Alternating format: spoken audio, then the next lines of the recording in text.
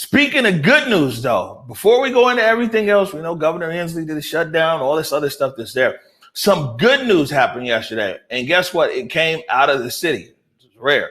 City of Seattle, Director of Housing, A.M.E. Alvarado, as well as Mayor Durkin yesterday, announced investments in affordable housing in Seattle.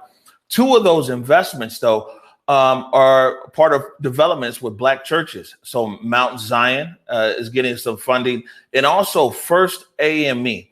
Well, I sat in yesterday on the press conference with Director Alvarado, with Mayor Durkin, and Sam Cameron from Mount Zion, from their development board. And what I have a clip right here is the first part that you'll see is A.M.E. Alvarado explaining the development for Mount Zion and First A.M.E. Church. And then you'll hear me ask a question of Sam Cameron and his answer and the mayor's answer. And I wanted to really talk to Sam Cameron because the Black church is one of the biggest property owners in the Central District.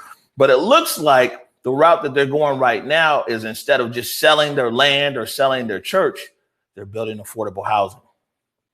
This fall, we released a NOFA and are pleased to announce a total of $21.8 million, of which $15.8 million is going to create 180 new rental homes.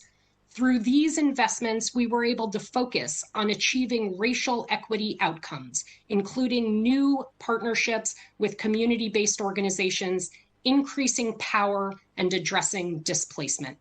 Specifically, we funded Mount Zion Senior Housing at 19th by Mount Zion Housing Development, and you'll hear from Sam later, and Elizabeth Thomas Homes.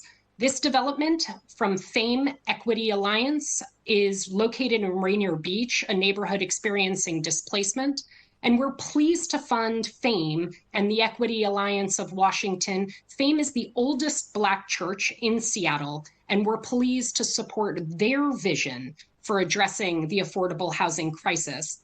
Only one question today. It's also another an email to the mayor and to Director Alvarado. Want to direct this question to Sam Cameron. You know, the Black church has traditionally been the largest landowner in the Central District.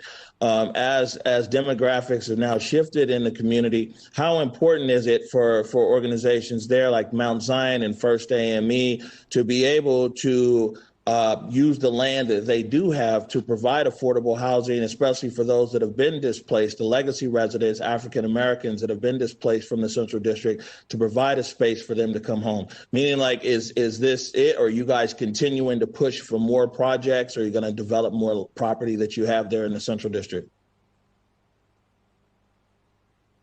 In the Central District, as you know, and as you mentioned, that most of the Black churches own quite a bit of property in the Central District, and unfortunately, most of those properties are used for parking lots. And I have been going around to various churches. I've worked with certainly Mount Zion, of which I'm a member, and I also work with Tabernacle.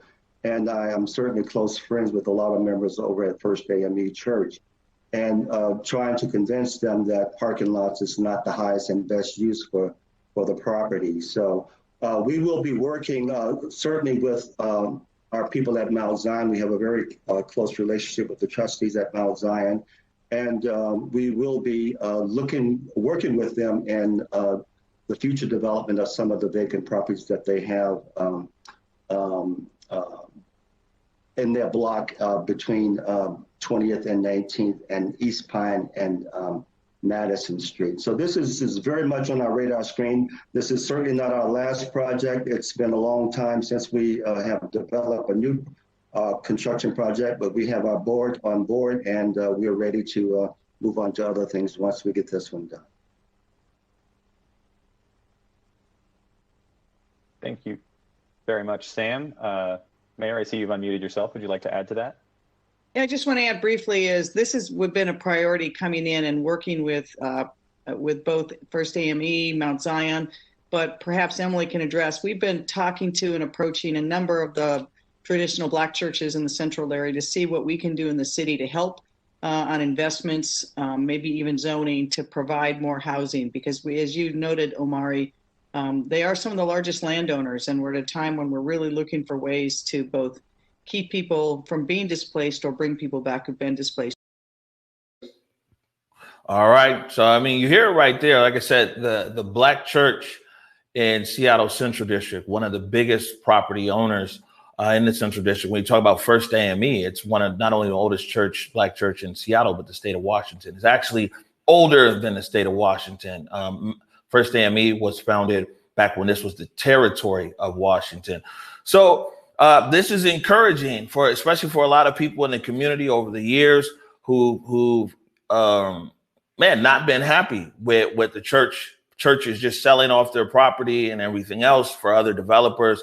Now it seems like there's a pivot in the Black church community to make use of their land to develop affordable housing. So we'll stay on top of this. Congratulations to Mount Zion and to First A.M.E Church for their upcoming development.